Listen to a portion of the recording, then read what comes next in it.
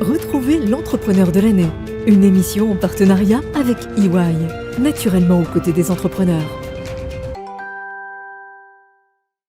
Bonjour à toutes et à tous, ravi de vous retrouver sur Bismart, ravi de vous retrouver surtout à l'occasion du prix de l'entrepreneur de l'année. 350 candidats se sont présentés. Il y aura 5 gagnants nationaux dont les noms vous seront révélés le 16 novembre prochain à l'Olympia de Paris. Mais les jurys indépendants en ont déjà nommé 45. 45 lauréats régionaux.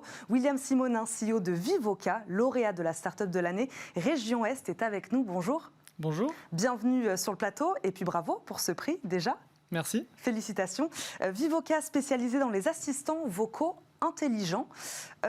Votre particularité, c'est que votre solution se veut adaptable pour chaque individu. Qu'est-ce que ça veut dire exactement ? Tout à fait, pour chaque individu, pour chaque entreprise et pour chaque cas d'usage. En fait, la solution pour laquelle travaille Vivoca et qu'on a conçue il y a 6 ans aujourd'hui, en fait, c'est une technologie qui va en fait permettre à n'importe quelle entreprise dans n'importe quel domaine d'ajouter une interface vocale. Donc, que ce soit pour un robot, que ce soit pour le domaine de la mobilité, que ce soit pour des casques, une application mobile ou des sous-marins.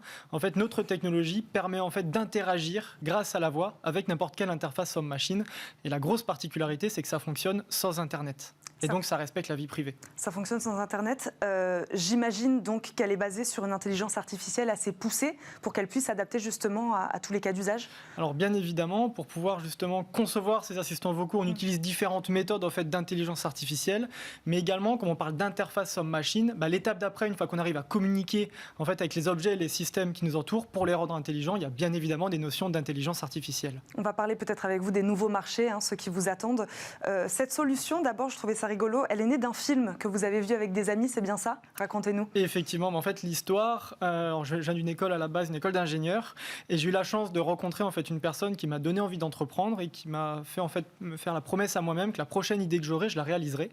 Et on a regardé avec un ami un film qui s'appelle Iron Man, où il y a cette fameuse intelligence artificielle qui s'appelle Jarvis et qui permet de tout contrôler.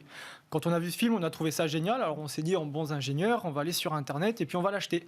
Sauf qu'on a vu que ça n'existait pas, parce que du coup, il y a 6 ans, c'était bien avant Amazon Echo, Google Home. L'offre était inexistante. L'offre était inexistante. Alors on s'est dit, si ça n'existe pas, on va le faire. Et c'est là qu'on s'est lancé en fait dans l'aventure et que 2 ans après, le marché général de la reconnaissance vocale a littéralement explosé. Vous disiez qu'elle peut s'appliquer cette solution à tous les secteurs. J'imagine qu'il y en a quand même des plus spécifiques. Quels sont-ils ? Dites-nous. Et puis à quel nouveau secteur peut-être vous êtes-vous ouvert pendant cette crise marquée par le Covid-19 ? Alors c'est un gros sujet effectivement parce que en fait la reconnaissance vocale, quand on regarde autour de nous, en fait il y en a de partout. On en a dans nos ordinateurs, dans nos téléphones portables, dans nos voitures, dans nos télévisions, et c'est en train d'arriver de partout dans le domaine du B2C, mais également dans les entreprises.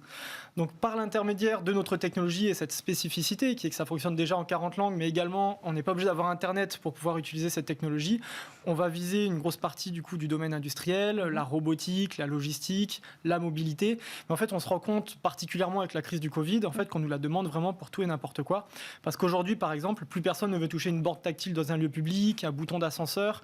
Et en fait, c'est ce qui nous a poussé, beaucoup plus rapidement que prévu, à envisager une stratégie directement internationale pour pouvoir en fait profiter de notre avance et essayer de scaler cette société le plus rapidement possible parce que le besoin, il est là. On a la technologie, il y a quelque chose à faire aujourd'hui. Une stratégie donc internationale. Qu'attendez-vous aujourd'hui de ce prix ? Une belle mise en lumière, d'abord, j'imagine ? Alors tout d'abord, pour nous, ça a été une grande fierté parce que, comme vous l'avez dit, il y avait énormément de postulants et ça montre effectivement qu'on est sur le bon chemin et qu'il y a énormément de choses à réaliser et bien évidemment également de la notoriété et de la visibilité parce qu'on va en avoir besoin pour tout ce qu'on aura à faire et c'est le bon timing en fait pour déclencher tout ça. Donc déclencher l'international, c'est ça l'expansion à l'international, c'est le but ? Tout à fait, l'internationalisation, donc on vise une grosse partie de l'Europe déjà aujourd'hui, l'Amérique pour laquelle on a quelques clients, mais également l'Inde, et il y a énormément d'autres pays qui sont demandeurs de cette technologie et pour l'instant il n'y a pas ou très peu d'offres.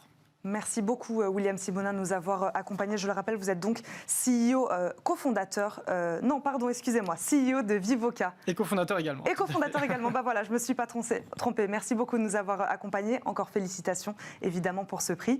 Moi je vous dis à très vite sur Bismart pour parler toujours de ce prix EY et de l'entrepreneur de l'année.